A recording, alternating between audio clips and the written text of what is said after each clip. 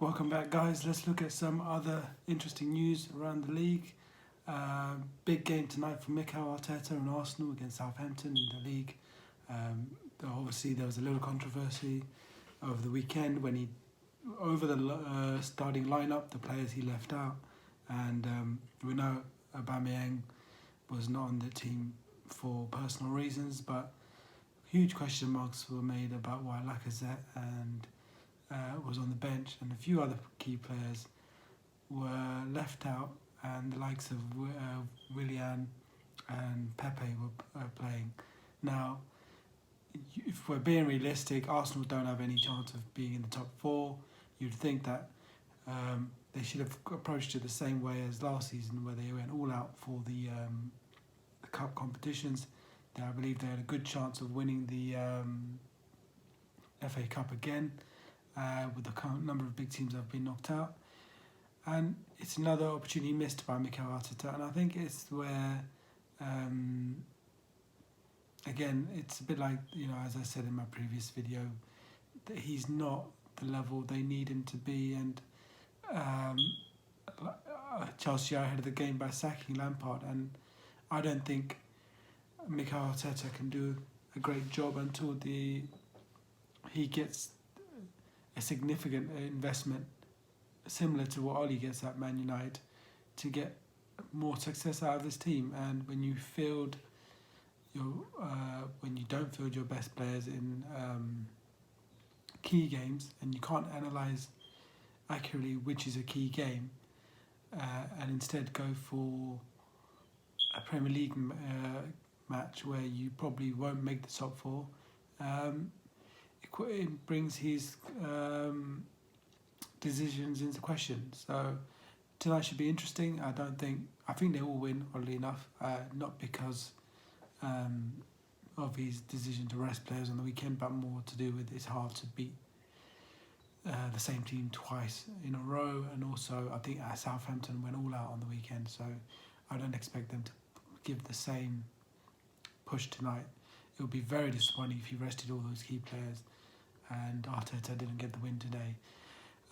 The news breaking out that Ole Gunnar Solskjaer wasn't happy with Donny van der Beek about some of his play during the FA Cup tie. What I will say about that is that I think it's silly, and it just shows bad understanding and bad coaching, really, and bad business. Why would you sign a player that does not fit your mould or your style of football, and then be upset that he's not doing what you're asking him to do? He's a ball player. He's not a counter-attack, a quick transition merchant, whatever you want to call it. He doesn't suit what the football Ole Gunnar Solskjaer wants to play. He's the kind of player that should be at Man United, but he needs to get a better manager, and not Ole Gunnar Solskjaer, who can't maximise his ability, and he's trying to change him into something that he's not. And when he finally gets an opportunity after all, big gaps between the times he does get it, and he's asked to play football and style of play that doesn't suit his game, and it questions, why did United sign him? I as a neutral football fan, I'm delighted he's here. I can't wait to see him played properly under a proper manager, but unfortunately for Donny, for the time being, he's going to get the grief and attention because United have a manager who doesn't know how to play proper football. In my opinion, it's all about counter-attack and individual brilliance, and it's not working at the moment. And he's just going to have to bide his time. Other news leaking: Steve Bruce, his head is being called upon by Newcastle fans, and I can understand. I think, but there's always been this silly, delusional reality, if that's the right term for Newcastle fans. But I think they believe their club is bigger than it is. Don't get me wrong; the stadium's big, the fan base is big, and they have the makeup of a big club, but they don't actually have the history, the success of a big club. So you are what you get. Your owner's terrible. The investment is terrible, and for them to stay up is an achievement and nothing more. And they are currently 16th in the table, 7 points ahead of the 18th spot.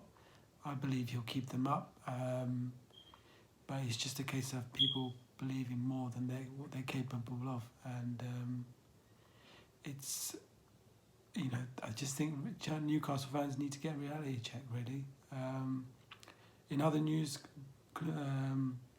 Gareth Bale was playing for Tottenham last night against Wickham. He scored a crucial goal. He looked good, but again, it's another questionable decision. Why do you bring a player on loan who clearly Mourinho has no interest or belief in?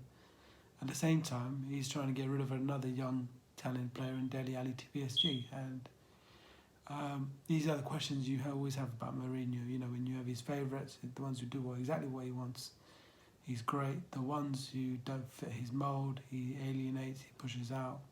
He's kept Bale on the bench. He hasn't really worked with him, trying to fit his style of football and bring Bale in to his games. And we all know about the ongoing issue with Dele Alli and how he's being misused by Mourinho. And I just think that I hope Dele Alli gets that move. I think he deserves better than this. A loss for the Premier League, because at one point he was expected so much from him, and it's just gone.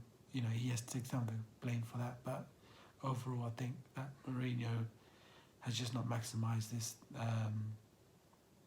his ability and his talent, and he's just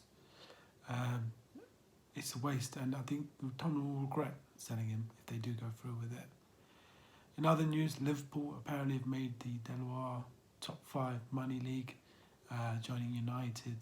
So clearly the recent successes have had a big impact in their earning potential. If you check my previous video on FSG out, it just goes to show further why they're bad ownership, because they've made the top 5, and yet today they're being linked with a young striker who's apparently similar to Salah, rather than buying a guy who's on equal footing or already slightly proven himself. And this is the problem you get with cheap owners, and if you don't invest in quality players, proven players, you can't stay at the top. And this is Liverpool's problem. And as I mentioned on my FSG out video, they're going to struggle to stay up top because the lack of investment from FSG. They're looking for bargains that might come good. That's how they lost out on Timo Werner, who I believe will prove them wrong now Lampard is out. And it's not a good deal, and soon they're going to be in a similar position as they've been for the past 30 years, where they've got a team full of good players, not great ones. And when you lose Jurgen Klopp, they're going to go back to mid-table mediocrity, if that's the right way of saying it. So it just shows you of the signs to come. I don't think it's a good idea. They clearly, as I said, they've made the top 5. They're a money league.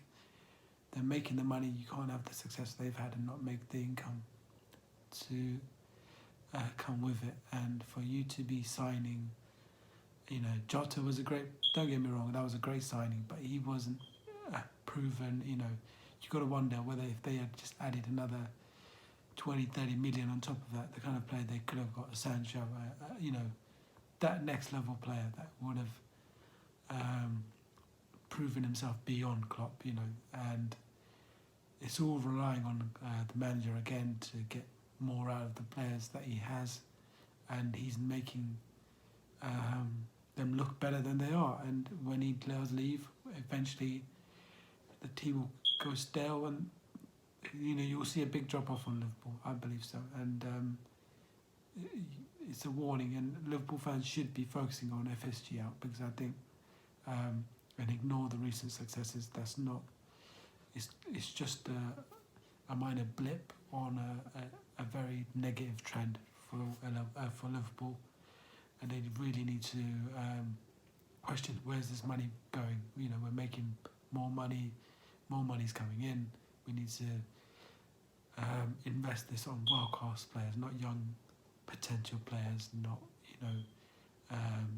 Premier League half-proven players that Jurgen Klopp can transform into quality they need to spend big on long-term quality players that they can get the most out of, and it should be interesting. What happens from here? But if I was a Liverpool fan, I would be very concerned personally.